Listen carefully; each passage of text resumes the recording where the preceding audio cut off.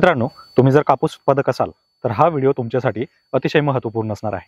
का तर आता येते पोळ्याची अमावस्या आणि या पोळ्याच्या अमावस्येमध्ये कापूस पिकासाठी अत्यंत धोक्यांची आणि महत्त्वाची घंटा ही असते. नेमकं असं का आहे? तर चला जाणून घेऊया आजच्या व्हिडिओमध्ये. नमस्कार मित्रांनो, स्वागत आहे सर्वांचं पालवी ॲग्रिको आपल्या यूट्यूब चॅनलमध्ये. आणि आज आपण कापूस पिकावर येणारी बोंडअळी आणि तिला नियंत्रण कसे करायचे आहे याची माहिती आपण आजच्या या व्हिडिओमध्ये घेणार आहोत. त्यामुळे व्हिडिओ शेवटपर्यंत नक्की पहा आणि व्हिडिओ जर आवडला तर व्हिडिओला लाईक करायला विसरू नका, तसेच व्हिडिओला शेअर करायला देखील विसरू नका. आणि तुम्ही जर चॅनलवर नवीन असाल तर चॅनलला सबस्क्राईब नक्की करा. तर मित्रांनो, कापूस पिकाची आपण अवस्था समजून घेऊ.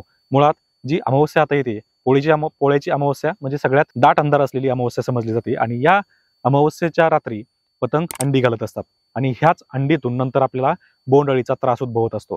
मग ही समस्या जागीच रोखण्यासाठी आपल्याला नियंत्रण याचं करणं अतिशय गरजेचं आहे. याच्यासाठी काही नियंत्रक आपण घेऊ शकतो, म्हणजे स्प्रेच्या माध्यमातून याचं नियोजन करू शकतो. आता हे नियोजन करायचं असल्यास आपल्याला नक्की काय करायचंय?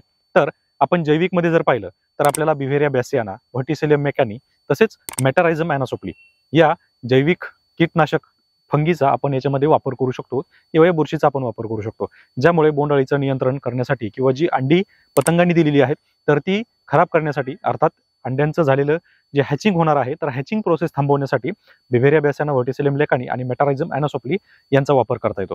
तसेच रासायनिक मध्ये जर वापरायचं झाल्यास तर आपलं पालवी ॲग्रिकोचं ग्लोबल बूस्ट हे कीटकनाशक येतं. याचा साधारण वापर जो आहे 1.5 ते 2 मिली प्रति लिटर पाण्यासाठी करायचा आहे. हेही आपल्याला बोंडअळीचे जे नियंत्रण करण्यासाठी फायदा होतो. त्यासोबतच याच्याही पलीकडे नागार्जुन कंपनीचं प्रोफेक्ट सुपर आपण याच्यामध्ये वापरू शकतो. जर आपला कापूस हे साधारण 80 ते 90 दिवसाच्या दरम्यान असेल तर आपण याचाही वापर करू शकतो. तसेच पालवी ॲग्रिकोचं सायमिंट, ज्याच्यामध्ये आपल्याला ॲसिटामाप्रिड 1.1% आणि सायपरमेथ्रिन 5.5% इसी फॉर्म्युलेशन मध्ये पाहायला मिळतं. आणि याचाही वापर आपण बोंडअळी नियंत्रण तसेच पांढरी माशीच्या नियंत्रणासाठी करू शकतो. तसेच इतर रसोषक किडींचा नियंत्रणासाठी देखील वापर करू शकतो. तर मित्रांनो, ही जी अमावस्या आहे तर ही अमावस्या अत्यंत महत्त्वाची आहे, ज्यामध्ये आपल्याला बोंडअळीचं नियंत्रण करण्यासाठी सगळ्यात महत्त्वाचा टप्पा हा आहे. त्याच्यासाठी आपल्याला बोंडअळीचं नियंत्रण करण्यासाठी दिलेले जे कीटकनाशक आहेत तर यातून आपण कोणत्याही कीटकनाशकाचा वापर करू शकता. तसेच पाऊस वाढतोय, बदलत्या हवामानामध्ये आपल्याला बुरशीचा प्रादुर्भाव होऊ नये याच्यासाठी कॉन्टॅक्ट बुरशीनाशक वापरणं गरजेचं आहे, ज्यामध्ये मार्केटमध्ये वेगवेगळ्या प्रकारची बुरशीनाशक अवेलेबल आहेत. त्यामध्ये तुम्ही कोणतंही एक बुरशीनाशक घेऊ शकता. त्याचसोबतच जसं की आपण पाहतोय की आता काही कंडिशनमध्ये किंवा दमट वातावरणामुळे किंवा जास्त पाऊस पडल्यामुळे आपल्याला बोंड तसेच पाते जी आहेत तर पाते गळताना दिसत आहे, बोंड खराब होताना दिसत आहे. तर अशा परिस्थितीमध्ये मिक्स मायक्रोन्यूट्रिएंट अर्थात सूक्ष्मान्नद्रव्याचा वापर करणं गरजेचं आहे. तर याच्यामध्ये ग्रेड 2 चे सूक्ष्मान्नद्रव्याचा आपण वापर करू शकतो किंवा बोरॉनचा 20 ग्रॅम प्रतिपंप असा आपण याचा वापर करू शकतो, ज्यामुळे जी पातेगळ होते तर ती पातेगळ सुद्धा थांबेल. तर मित्रांनो, असा हा एकंदरीत पूर्ण डोस जो आहे तर हा आपल्याला द्यायचा आहे, ज्याच्यामध्ये वेगवेगळी कीटकनाशक आपल्याला वापरता येतात. जसं की क्लोरोपायरिफॉस प्लस सायपरमेथ्रिन हा घटक आपण याच्यामध्ये वापरू शकतो जर आपलं कापूस पीक साधारण 60 दिवसाच्या दरम्यान असेल.